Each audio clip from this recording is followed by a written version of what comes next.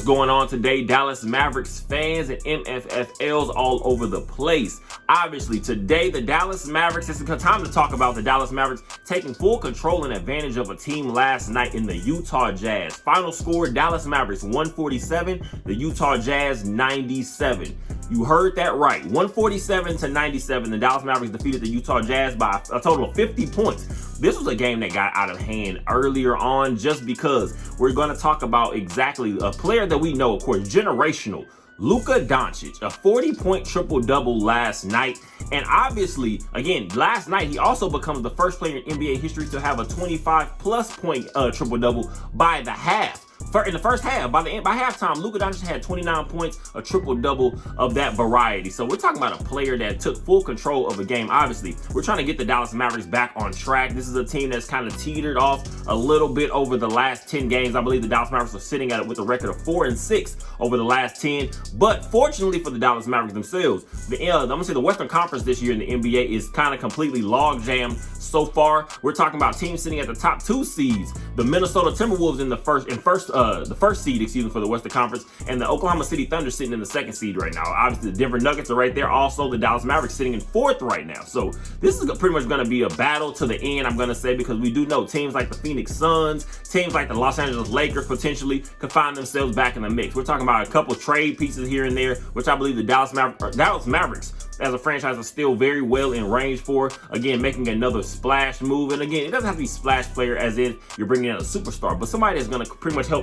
more so solidify this rotation, I'm going to say, because obviously at this point I've spoken about, I believe the Dallas Mavericks still need a backup big man, a guy that's going to be able to be that defensive presence when we do not have Derek Lively on the court. We're talking about Derek Lively obviously coming into a zone of his own. 20 points last game, 7 blocks. We're talking about a guy that was all over the field. Against the Oklahoma City Thunder, I'll say. A game that, like I said, we're talking about Derek Lively with 7 blocks. Again, this is going to be our future centerpiece for this Dallas Mavericks team if we're able to take care of business and just continue to add pieces around the, I guess you want to say the combination of a guy like Luka Doncic and Derek Lively. We're talking about for the future, obviously. We do know what we have in Kyrie Irving right now, but the Dallas Mavericks did take advantage of a team in the Utah Jazz last night that had no business being on the court. And with us, and we're going to say at some point, the Dallas Mavericks, what you've kind of seen over this, I want to say the last couple of years, it's some of these games where you should look at it as maybe it should be an easy win, in quotation, whatever that is, any given night. In the game of basketball, of course, more so in the NBA. But we're talking about a team that doesn't always take advantage of weaker opponents or teams that we should, on paper, of course, defeat. So last night it was good to see the Dallas Mavericks get off to a good start. Let's talk about it just a little bit.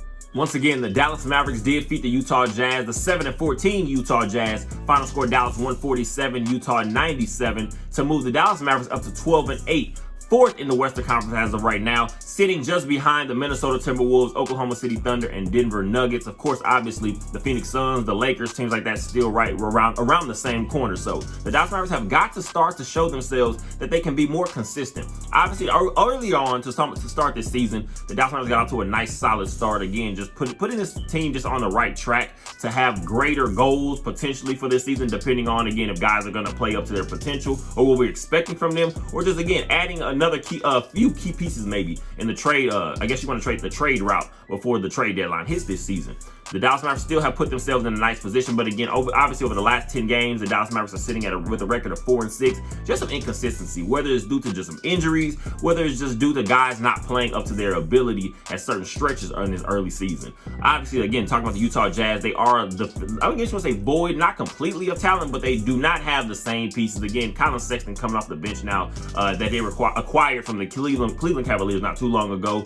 Obviously not turning into like their star player. I'm sure they might have, young star, they might have hoped that he actually would. Walker Kessler seems to have taken a little bit of a step back based on what we saw last season, again, come off the bench last night. But they do have some guys. We're talking about a first-round pick of Keontae George out of the University of Baylor. They do have a few guys. Again, this is the NBA, so you always have any guy can step up and have a big night. So the Dallas Mavericks are pretty much showing that they do have the ability to take advantage of a weaker opponent, which is good to see.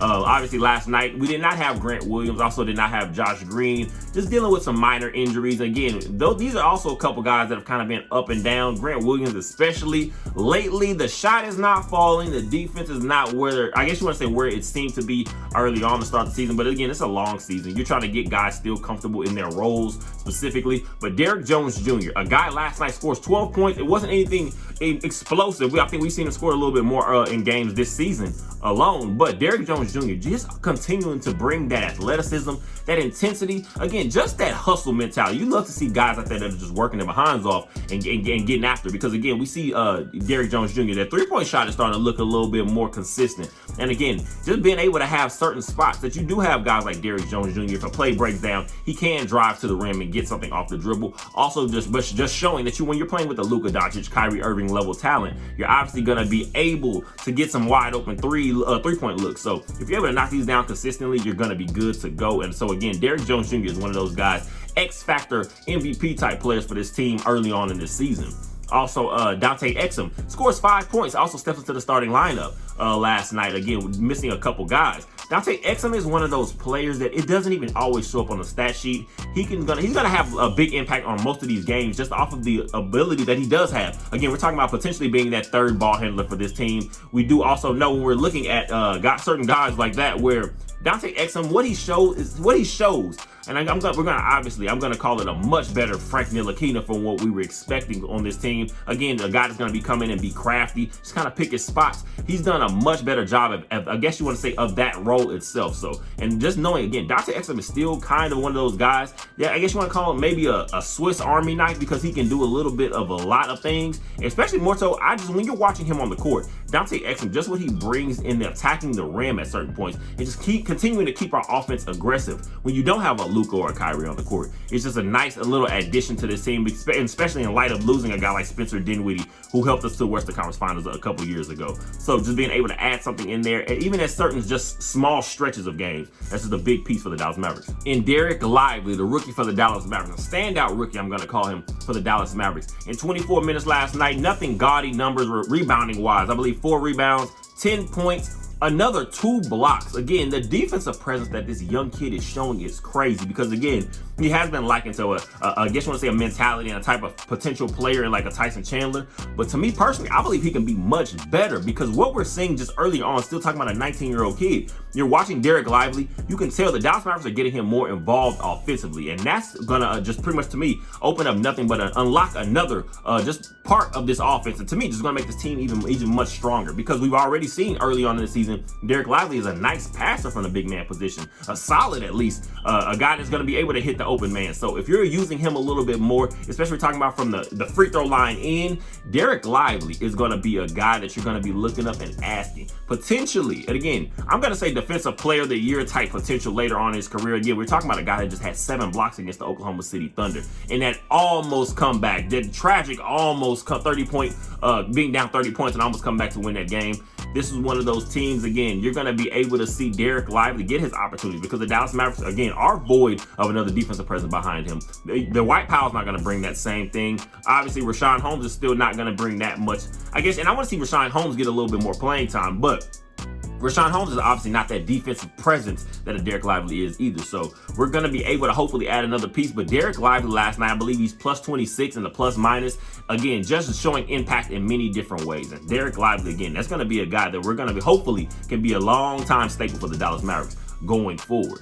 Last night, obviously, I'll get into Luka Doncic real quick in a little bit, but 40-point triple-double, obviously, for Luka Doncic. Another crazy game, I believe, moving up to 9th all-time and passing Larry Bird, 9th all-time in career triple-doubles. Only in the year, 6-7, I believe, for Luka Doncic. So we're talking about a guy still not even in the real prime, the full prime of his NBA career, Luka Doncic. All you needed last night was for your co-star, Kyrie Irving, to come in there and be solid. And last night, he pours in 26 points. I believe goes it's 4 of 7 from 3, 11 of 15, 12, something like that from the field goals. Kyrie Irving was just everything we needed him to be last night. Again, didn't do too much. He set up guys when he needed to. And we saw lots of times, again, that 2-man game between Luka Doncic, Kyrie Irving, and now throwing in Dereck Lively on these pick and rolls. That's another piece. Again, it's going to confuse defenses a lot more. And last night, Kyrie Irving just played his role perfectly. That's exactly what we need, because, again, sometimes you're going to I want to see, again, I seen people catch Kyrie Irving catching a little bit flack over talking about the last game, I believe, against the Memphis Grizzlies, where we did not have a Luka Doncic Doncic out there on the court. And Kyrie Irving, a lot of people felt he wasn't as aggressive enough. He wasn't just as consistent as we needed him to be. And those are the games we need him to step up when Luka is not out there, or at least if Luka is just not being his normal self. But last night, again, Kyrie Irving to me is going to continue to show as the season goes on. He's a guy that you're going to be able to kind of put in certain situations, and is going to kind of be, I guess you want to say like that guy that just kind of knows how to throw the different pitch at certain points of the game. The pitcher that knows how to throw a different pitch based on what it's calling for. Kyrie Irving some nights is going to be more aggressive. He's going to be more of a facilitator. Sometimes you're going to see him be more of a little bit more defensive presence. Some nights he might be just, I'm going to say predominantly, but pretty much mostly that spot-up shooter for us if Luka Doncic is having one of those all-time generational type games. So Kyrie Irving, again, just let him stay in his role. Let him figure it out as we go, because, again, we are still a piece away. I'm going to say more so defensively. Maybe add another wing piece back in. We'll see if a guy potentially like a Dorian Finney-Smith could become on the cheap end for this team as going, I guess you want to say, as we get closer to trade deadline. So just continue to add in there. But Kyrie Irving is doing what we need him to do right now. Again, the entire team can continue to improve, and I feel like Kyrie Irving is just settling in right now. In 32 minutes last night, Luka Doncic shot 14 of 25 on field goals. I believe, what was it, 6 of 8 from the free throw line. We're talking about 6 of 12, I believe, from the three-point line. 40 points, 11 assists, 10 rebounds. Luka Doncic obviously is player of the game for this team. This is a guy that we know he should be the MVP very soon, if not this season. Again, to me, it has to happen, because what we want to see at this point, we know Luka's going to put up the numbers. I believe he's already approaching 10,000 career scoring, points scoring in his NBA career already. We're talking about a guy that's going to literally start busting through a lot of these records.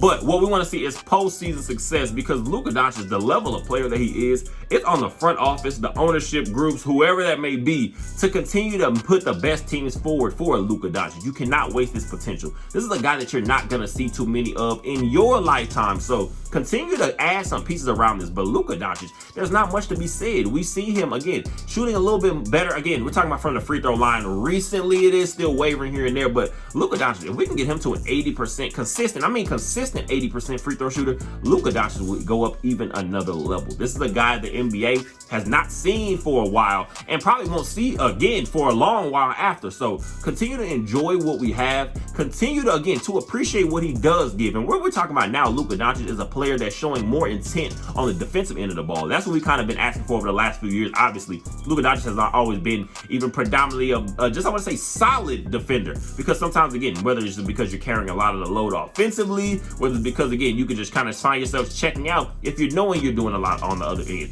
then again, sometimes you find yourself in trouble. But Luka Doncic, again, has been more locked in defensively this season. I feel like that's what's going to help him reach that, I guess you want to say, consistent MVP level, and just that guy that we're going to be able to continue to hang our hat on, and just continue to know if we put solid teams around him, we're going to find ourselves just having some, I guess you want to say, some solid postseason runs over these next coming years. Obviously, in a blowout game like you had last night, a 50-point win for the Dallas Mavericks over the Jazz, you're going to have to get some more playing time for some of these other guys. Seth Curry had a nice game, and I believe 19 minutes. He has 10 points off the bench.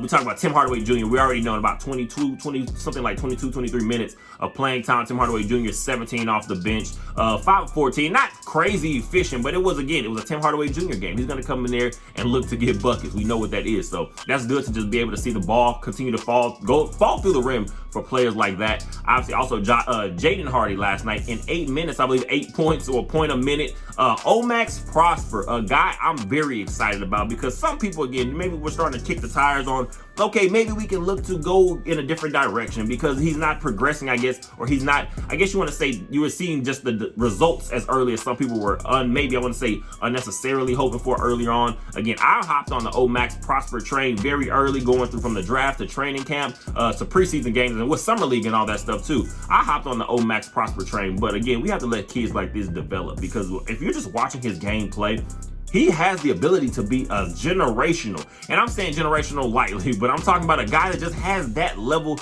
of defensive prowess. And again, a guy, and we're talking about still a guy that's developing. He's just growing into himself. So let this kid continue to build himself into an NBA player. To get it, I don't know whether it's going to be through the G League, whether it's going to be through the NBA team, but at some point, that shot's going to start to be more consistent, and obviously his offense is going to continue to get better. Because I feel like if anything, Omax Prosper is going to be able to give you another, I guess you want to say, a rim roller, a guy that you can can look at, like I'm saying, what gives us what we got kind of get, now from a guy like Derrick Jones Jr. potentially. And being able to add in that defense and just that stretch and that length that he has, and just the ability to continue to hustle. Everyone does not have that fire and that hustle continuously, and Max Prosper has that. So the Dallas Mavericks are in good position with some of these young players. Now it's time to be smart about who are going to be the ones that maybe I'm going to say a little bit more dispensable, that maybe can help get us a few better pieces that can potentially add to maybe a championship run.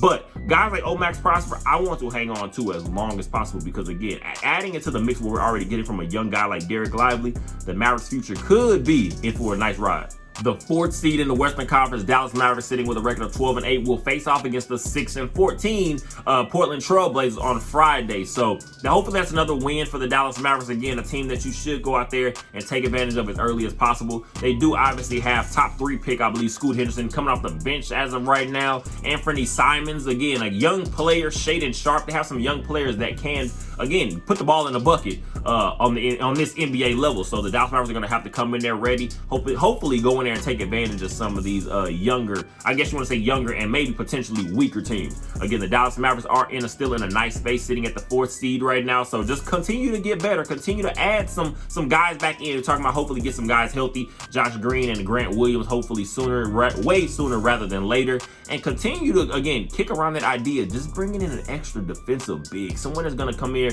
and again just also have a similar, maybe not as big, but a similar impact to a guy like Derek Lively when he's not on the court. And the Dallas Mavericks are going to be in a nice space to potentially be able to move up in this seeding.